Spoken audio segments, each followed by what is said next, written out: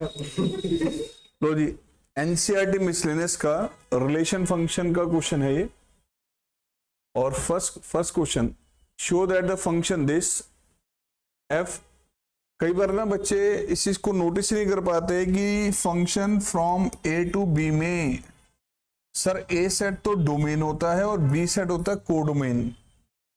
अब कई बार बच्चे जो लिखा है ना इसको समझ ही नहीं पाते, सर लिखा क्या है। आए बच्चे एक दो टेस्ट दे रहे थे, यही कुछ मैंने डाल रखा था। बच्चे कहते सर इसमें क्या लिख दिया ये, सर कोडोमेन तो दे ही नहीं रखा। मैंने बेटा ये कोडोमेन है।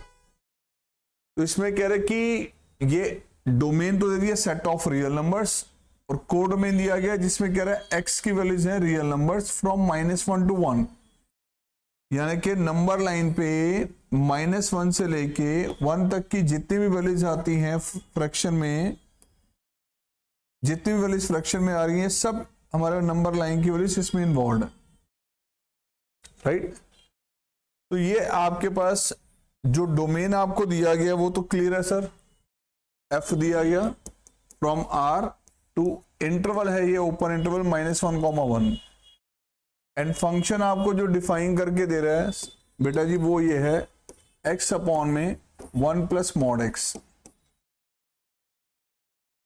अब मॉडुलस फंक्शन में जब आपको पता है कि इसको रीडिफाइन करें बिना मॉड के दिखाएं, तो बिना मॉडुलस के हमें पता है कि इसको दो मैनर से एक्सप्लेन कर सकते हैं। First of all it can be written as, अगर x की वैल्यू यहां पॉजिटिव है तो बेटा मॉड की जरूरत ही नहीं है, तो मॉड की जरूरत ही नहीं है। अगर x पॉजिटिव हो, अगर हम पॉजिटिव देखें तो x वैल्यूज कहां से होंगी बेटा, x ग्रेटर देन 0, और अगर x की वैल्यू 0 से लेस देन है तो ये जो मॉड x आपके पास है ये बदल जाएगा इसमें, राइट। तो इसी फंक्शन को रीडिफाइन करके ऐसे लिख दिया हमने। अब अगर आपको प्रूव करने की फंक्शन 1 भी और ऑन टू भी है, तो बेटा 1 की वर्किंग जो हमारे पास होगी हम कैसे करते हैं। बेसिकली 1 का मतलब क्या होता है, for two different preimages corresponding images must be different. But इसका एल्गोरिथम हमारे पास क्या होता है, हम लोग कैसे चेक करते हैं। मान लेते हैं कि y की वैल्यू दो, एक y1 और एक y2, मतलब कि f ऑफ ए और f ऑफ बी दोनों इक्वल हैं। वेरीफाई करते हैं कब पॉसिबल है। अगर पॉसिबल सिर्फ इस केस में है तो फंक्शन होता है 1, किसी और केस में भी पॉसिबल हो तो फंक्शन हो जाता है मैनी 1। अब सर यहाँ ए और बी जो वैल्यूज ली जाती है डोमेन में से लेते हैं हम, तो डोमेन में तो अब फंक्शन कौन से लेंगे सर, ये ऊपर वाला लेंगे या नीचे वाला लेंगे, एक्स की नेगेटिव वैल्यूज का लेंगे या पॉजिटिव का लेंगे। तो आपको इसमें 3 अलग अलग सिचुएशंस लेनी पड़ेंगी।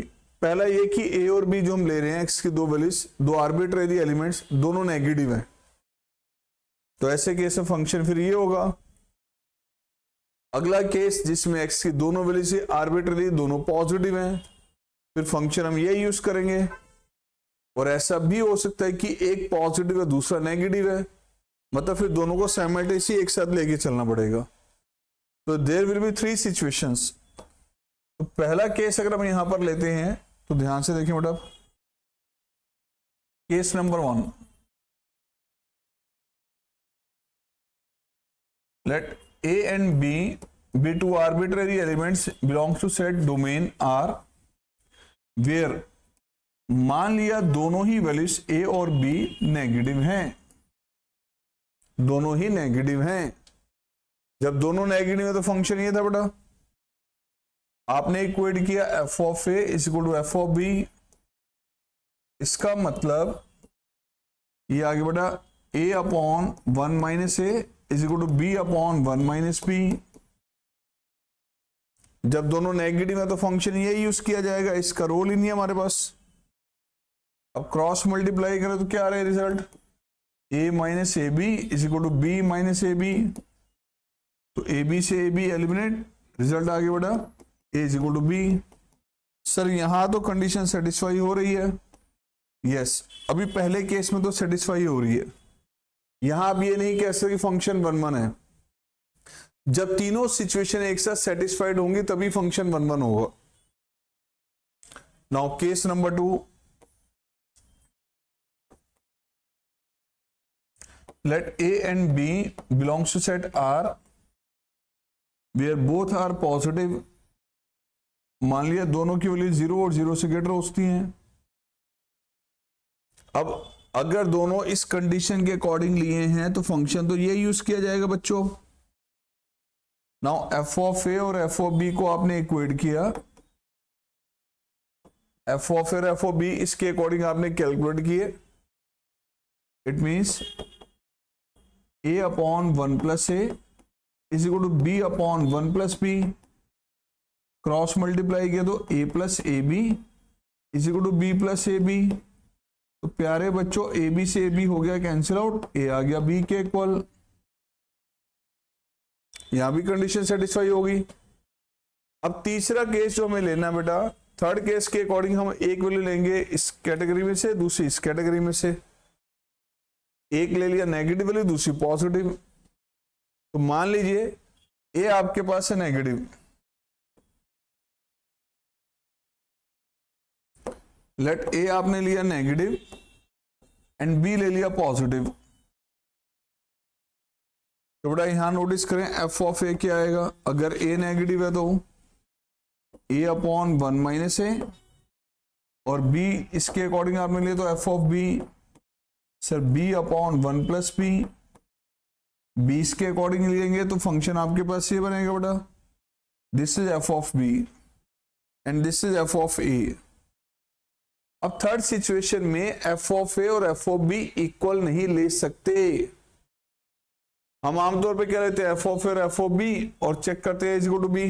बेटा यहां तो हमने ए और बी पहले से डिसाइड कर लेना, कहां से ले रहे हैं हम, कहां से ले रहे हैं हम, ए की वैल्यू नेगेटिव ले रहे हैं, बी की वैल्यू पॉजिटिव ले रहे हैं। ए और बी तो इक्वल है ही नहीं, एक्स की दोनों वैल्यूज अलग अलग हैं, pre images both are different, तो corresponding images must be different. अब चेक करो ए क्या था, 0 से लेस देन, मतलब कि नेगेटिव। ए नेगेटिव है, न्यूमरेटर नेगेटिव, डिनोमिनेटर क्या था पॉजिटिव। क्यों पॉजिटिव सर, ए नेगेटिव है तो माइनस ए क्या होगा, तो डिनोमिनेटर तो पॉजिटिव हो गया, न्यूमरेटर नेगेटिव है, तो ये कंप्लीट वैल्यू एफ ऑफ ए की क्या आएगी सर नेगेटिव, क्योंकि न्यूमरेटर नेगेटिव है, ये नेगेटिव था ना, डिनोमिनेटर क्या है तो वैल्यू क्या आएगी, ये नेगेटिव है। सर ये वैल्यू जो आएगी ये 0 से लेस देन है, कंफर्म, राइट। इधर आ जाओ, बी क्या था, बी पॉजिटिव, डिनोमिनेटर वैसे ही पॉजिटिव आएगा, तो ये क्या आएगी बेटा 0 या 0 से ग्रेटर। अब ए और बी दोनों वैल्यूज डिफरेंट थी, कॉरस्पॉन्डिंग प्री इमेजेस आपके पास डिफरेंट चल रही हैं, तो इमेजेस भी तो इनकी अलग अलग आ रही हैं, एक नेगेटिव आ रही है दूसरी पॉजिटिव आ रही है, मतलब एक्स की दो वैल्यूज अलग अलग यूज करने पे जो कॉरस्पॉन्डिंग वाई के आंसर्स आ रहे हैं वो भी डिफरेंट है। तो यहां अगर if A is not equal to B, अगर ए बी के इक्वल है then confirm F of A और एफ ऑफ बी सेम नहीं है, वो भी डिफरेंट है। तो यहां पता चल गया फंक्शन इज 1 1। आपको 3 अलग अलग सिचुएशन लेनी है। पहले केस में आपने दोनों वैल्यूज कौन सी ली है नेगेटिव, अगले केस में आपने क्या लिया, दोनों वैल्यूज लिए बेटा पॉजिटिव, और थर्ड केस में एक वैल्यू आपने इसमें से चूज की है, दूसरी वैल्यू इसमें से चूज की है, एक नेगेटिव ली है दूसरी पॉजिटिव ली है, राइट। तो यहां फंक्शन इंजेक्टिव प्रूव हो गया कंप्लीटली।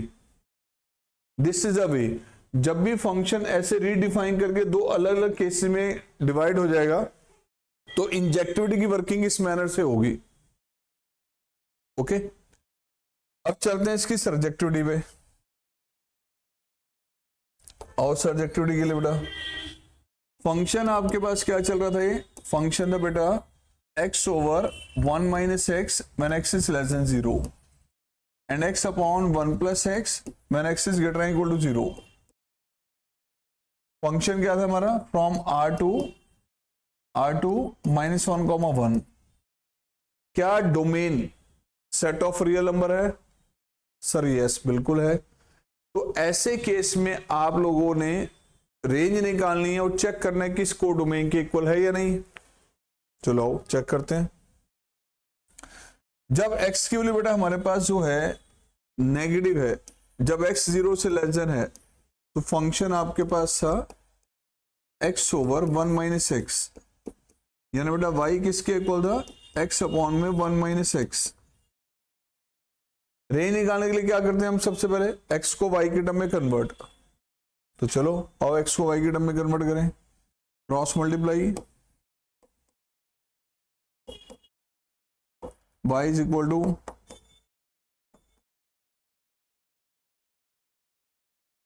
x कॉमन लिया 1 प्लस वाई।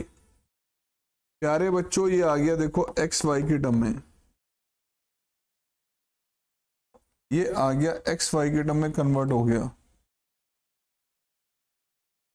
ओके, रेंज निकालना। x की वैल्यू क्या बेटा, 0 से लेस देन, x है 0 से लेस देन, x इसके इक्वल है ना, तो y upon 1 plus why should be less than 0। और नंबर लाइन है और क्रिटिकल वैल्यू दिखाएं इस पे।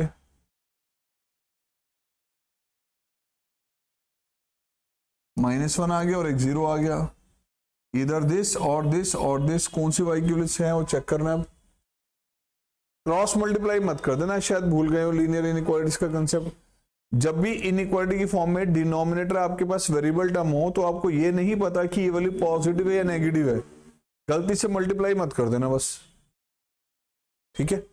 अब -20 से -1 के बिटवीन कोई भी वैल्यू चूज करो, चेक करो, यहां पे रख के कि ये पॉजिटिव है नेगेटिव है, ये नेगेटिव आना चाहिए, ध्यान रखना। -1 से लेस देन कोई भी वैल्यू लो, -2 ले लो, -2 यहां रखा, -2 यहां रखा, तो वैल्यू क्या आ रही है बेटा, सर यहां तो पॉजिटिव आ रही है, तो बच्चों यहां नेगेटिव आएगी, यहां फिर पॉजिटिव आएगी। अब ये वैल्यू क्या होनी चाहिए थी, 0 से लेस देन, मतलब कि नेगेटिव। तो जहां पर नेगेटिव हो y की वैल्यू आंसर में लेंगे हम। कहां नेगेटिव है, -1 to 0, तो y की वैल्यू यहां पर -1 से लेके 0 तक पॉसिबल है, ठीक है जी। -1 से लेके 0 तक पॉसिबल है। अब सेकंड केस में आ जाओ। ये तो केस होता है जब x की वैल्यू 0 से लेस देन है, तो फंक्शन ये चल रहा था। अब case number 2, when x is greater than 0, जब x 0 से ग्रेटर है, बेटा जब x 0 से ग्रेटर है या 0 के इक्वल है तो भी फंक्शन हमारे पास क्या था, f(x) इज इक्वल टू, यानी y आपके पास है x over 1 plus x. Cross multiply किया रेंज निकालने के लिए, हम x को y के टर्म में कन्वर्ट कर रहे हैं यहां पे, बट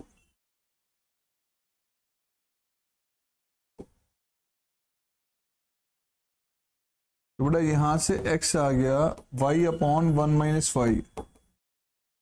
लो बच्चों ये कन्वर्ट हो गया आपका, ठीक है। अब x क्या था हमारा, 0 या 0 से ग्रेटर, x का मतलब y अपॉन 1 माइनस वाई, 0 या 0 से ग्रेटर। नंबर लाइन है वही क्रिटिकल वैल्यूज के अकॉर्डिंग, एक 0 आ गया और एक 1, इधर दिस और दिस और दिस, कौन सी वैल्यूज पॉसिबल है। अब 0 से लेफ्ट की कोई भी वैल्यू लेके देखो, यहां पर वैल्यू बेटा आपके पास आ रही है नेगेटिव, सर यहां आ रही है पॉजिटिव और यहां आ रही है नेगेटिव। अब ये क्वांटिटी आनी चाहिए थी हमारी 0 से ग्रेटर, यानी पॉजिटिव, कहां पर है वो, 0 से 1 के बिटवीन। अच्छा बताओ 0 के इक्वल कब होगा, ये वैल्यू 0 के इक्वल कब आएगी, जब y क्या होगा 0, तो 0 इंक्लूड किया जाएगा, 1 नहीं इंक्लूडेड होगा, ध्यान रखना। तो इसी के अकॉर्डिंग आपका आंसर आ गया कि y की वैल्यू 0 से 1 के बिटवीन होगी, राइट। इधर ये y की वैल्यूज पॉसिबल होंगी और ये पॉसिबल होंगी, तो what will be the range, sir range क्या आ गया, फिर रेंज आ गया -1 से लेके 0 तक y की वैल्यूज, यूनियन 0 से लेके 1 तक। तो क्या बन गया फाइनली, -1, 1। सर ये तो कोडोमेन था, यही तो मैं कह रहा था आपको, ये कोडोमेन बनना चाहिए। तो रेंज आ गया बेटा कोडोमेन के equal. So the function is onto